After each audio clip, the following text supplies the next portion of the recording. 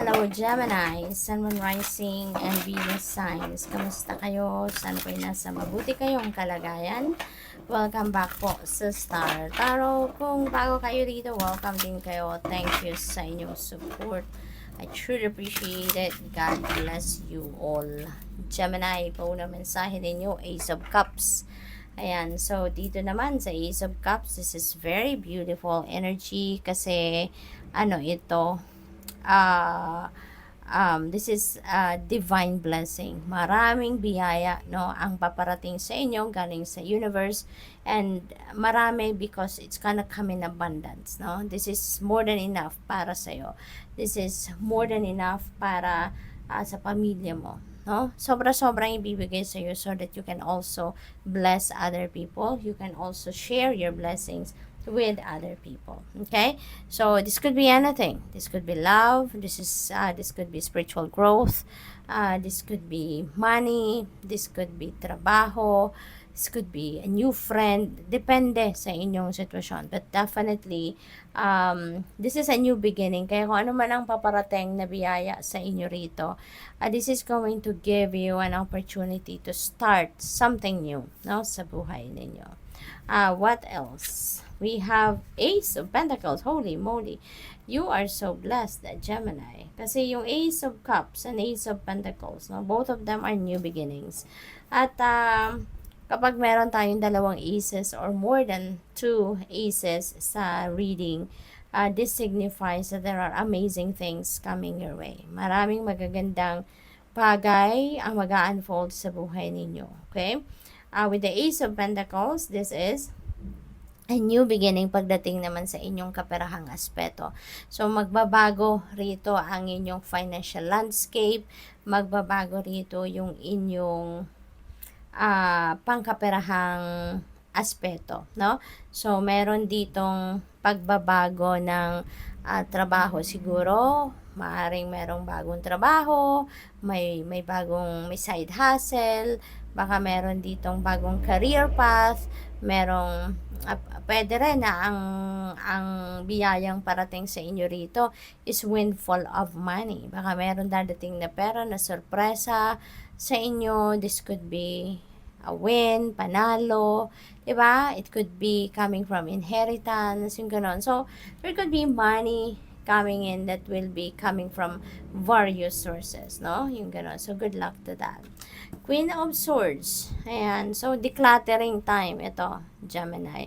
Decluttering time ito para magkaroon kayo ng kalinawan sa inyong isipan. Kung ano dito, yung mga negative thoughts, feelings, emotions na meron kayo.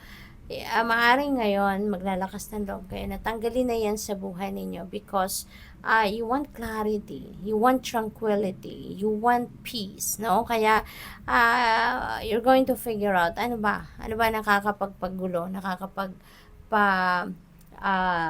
gulo ng isip ko, bakit ako nagkakaroon ng muddled mind, diba? You're going to figure out yung mga bagay na yan. At tatanggalin mo yan, no? Kung ano man ang mga yan na nagpapagulo sa inyong isipan. Two of Swords. Ayan. So, may decision making kayong kinakaharap dito. Pero, hindi kayo pa nakakapag-desisyon. No? Hindi pa kayo nakakapag-isip. Kasi, magulo pa ang isip ninyo. No? Kaya nga gusto ninyong mag-declutter ng negative energy ninyo because so that magkaroon kayo ng kalinawan sa inyong isipan at maging magaan ang inyong pakiramdam. No? So, ito, parang, teka muna, time out muna. No? I want to step back muna from this pag-iisip na ito. No? Parang gano'n. So, siguro napagod na rin kayo dyan, diba? Kaiisip, ano nang gagawin ninyo. Kaya hanggang ngayon, hindi pa rin kayo makapag-desisyon. Knowledge, ayan, maybe kailangan ninyo ito ngayon, additional knowledge, no?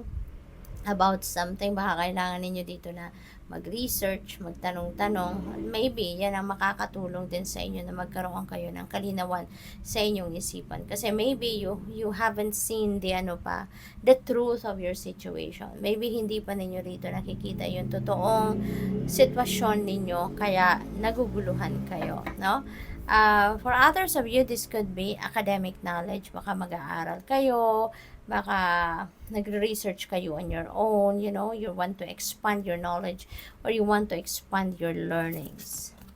We have generosity. Ayan, Gemini, you've been generous naman at all times. Lagi kayong mapagbigay, laging maluwag ang kamay ninyo para sa pagtulong sa iba. And that will be on display again at this time, no? Maybe meron mga taong lalapit sa inyo at hihingi ng tulong in any form.